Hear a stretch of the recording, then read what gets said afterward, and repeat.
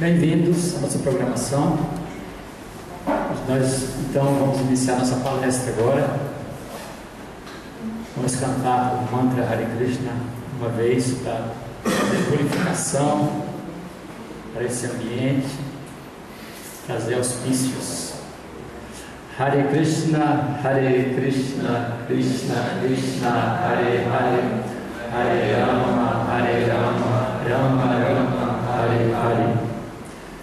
Já que nossa palestra hoje tem como foco principal Chaitanya, que foi quem difundiu esse cantar Hare Krishna, nada mais apropriado, do que nós vibrarmos esse som transcendental, não é? Bem, então o movimento Hare Krishna, apesar de ser conhecido assim popularmente no mundo inteiro, mas na verdade nós somos de uma tradição muito antiga, milenar, chamada Vaishnavismo. Vaishnavismo, que quer dizer que nós somos devotos de Vishnu, somos Vaishnavas, devotos de Vishnu, que é um dos nomes mais proeminentes de Deus dentro da cultura do hinduísmo, dentro da cultura antiga da Índia. Então o nome Vishnu é o nome mais popular que Deus é conhecido, acredito que muitos de vocês já tenham ouvido falar da Trindade hindu, a famosa Trindade hindu, como tem a Trindade cristã, Aí também alguns estudiosos denominaram algo mais ou menos equivalente, chamando de Trindade hindu, que é Brahma, a divindade Brahma, aí Vishnu e Shiva. Entendemos que dessas três divindades, Vishnu é a principal. Vishnu, na verdade, é considerado como a fonte de todos os outros seres, inclusive outros deuses são emanações de Vishnu. Então Vishnu seria realmente o verdadeiro Deus, o Deus de todas as culturas, do cristão, do muçulmano, apenas recebendo uma denominação diferente. Aí Vishnu seria o Deus realmente, E mais essa chamada Trindade hindu, ela tem uma relevância muito interessante, porque Brahma é uma divindade que é encarregada da criação. Brahma é o criador, assim, do mundo, dos planetas, de tudo que é físico e também mais refinado, dentro do plano material. Brahma é o criador. Shiva é aquele que é o aniquilador. Ele se encarrega da aniquilação desse mundo, com o propósito de depois renová-lo, Mas Vishnu é o que sustenta, o que mantém, Vishnu é considerado como o encarregado da bondade, que é o que sustenta, porque criar não é fácil, mas a gente cria, com muito esforço a gente cria, destruir é muito fácil, mas manter é o mais difícil. Então requer realmente uma característica especial, única, Então essa tarefa mais difícil, quem se encarrega é o próprio Senhor Supremo, Vishnu, E aí nesse mundo material, Vishnu, ele tem seus avatares, que são suas encarnações, que vêm à Terra para justamente cuidar da sua criação, desse mundo, que de certa forma, ele que em última instância é o que manifesta, Ele manifesta os elementos e Brahma cria, faz toda a criação, mas é ele que em última instância, Vishnu, é que manifesta, que fornece os elementos. E aí ele, a Brahma, assim, dotado de poder para manifestar esse cosmos. É assim que é apresentado dentro da cultura, né, antiga, védica, né, da Índia, todas essas questões. Né? Ou seja, o próprio Senhor Supremo não se ocupa no trabalho da criação especificamente. Ele dota, no caso a divindade Brahma, de poder especial, que ele manifeste a criação, como nós estamos vendo agora, né? É mais para manter tudo funcionando, para manter a ordem cósmica. Ele próprio assume reencarnações através dos milênios, né? Sendo que para aniquilar no final, né? No final, quando já não há muito o que se fazer, né? Então, para aniquilar no final, como diz, no final dos tempos, aí existe uma outra divindade que Vishnu dota de poder para esse trabalho trágico, né, da aniquilação, mas que de certa forma também é positivo, porque essa aniquilação ela vai possibilitar que haja um renascimento, né, uma renovação. Então, de acordo com essa cultura, né, da Índia, do hinduísmo, né, então não há um final nos tempos absoluto mesmo, né? Ou seja, as coisas acontecem de forma cíclica, né? Tudo volta novamente a ser criado, e aí há aquele período de permanência novamente, depois aniquilado, depois novamente criado, e assim é um ciclo sem fim de criações, manutenção e aniquilação. E essas três deidades que se encarregam desse trabalho, né?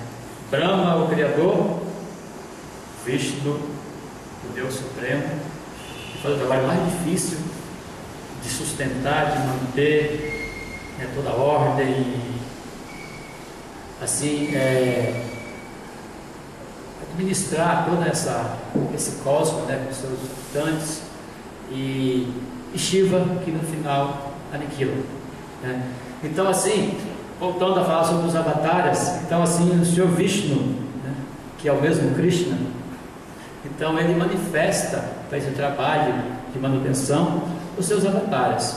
Então, a nossa tradição Hare Krishna, como eu falava, somos Vaishnavas, né? Somos adoradores de Vishnu, e assim, em relação aos avatares, nós temos alguns que são principais, que vêm para fazer esse trabalho, que são 10 os principais.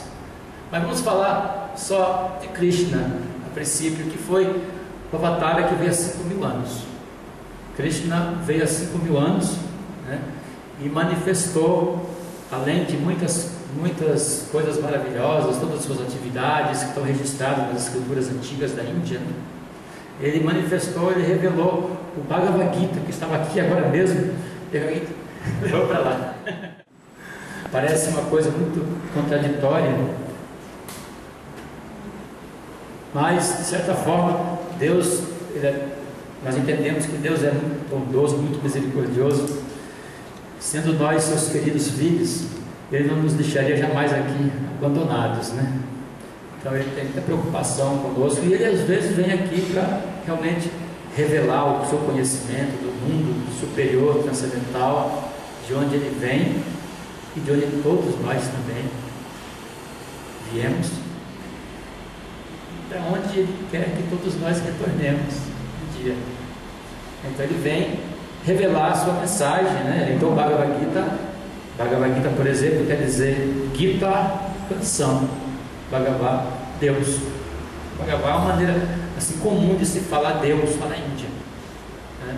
Krishna é um nome mais assim específico, é um nome mais próprio, né, de Deus. Agora Bhagavad é Deus, assim, falando assim de forma como a gente fala aqui, né? Deus. Na Bíblia a gente sabe que tem nomes de Deus, né? Como Alá, né? Como Jeová, Adonai, né? Nomes específicos, mas de modo geral a gente fala assim, Deus. Então Bhagavad quer dizer Deus, e Gita é a canção de Deus. Então o próprio Deus, nós entendemos que Deus foi presente aqui há 5.000 anos e se revelou a nós aqui na Terra e deixou os seus ensinamentos registrados nesse texto Bhagavad Gita. Para o ocidental, que nós nascemos numa cultura cristã, de modo geral, né?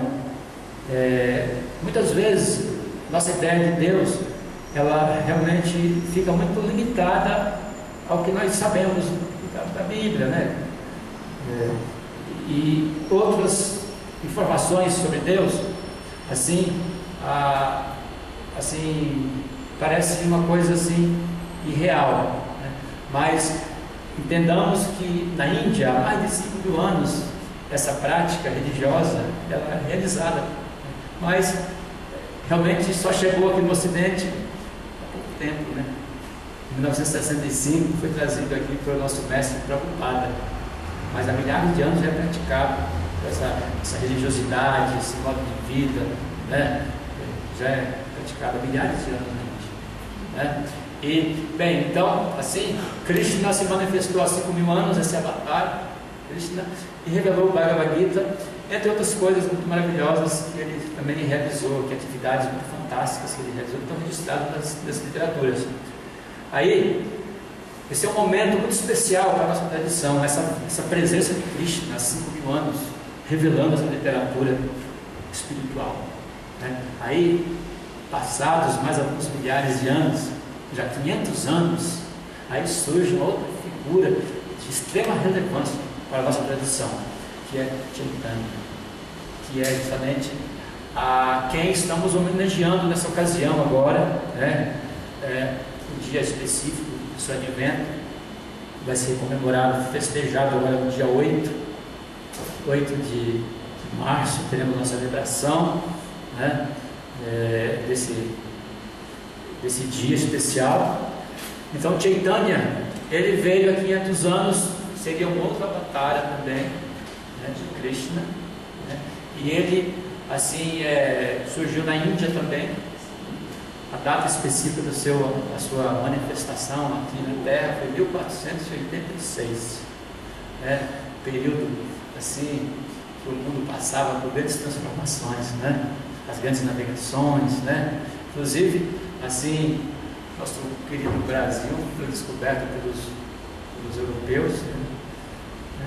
Justamente na sua busca pelo caminho marítimo das Índias, né? Tanto que em 1498 foi quando Vasco da Gama conseguiu contornar, né, o Cabo da Boa Esperança e chegar às Índias. Essa foi a história, né? 1998. 8 mais 4, 12 anos, né? 12 anos após Chaitanya ter feito seu advento, né? 12 anos depois, 1998.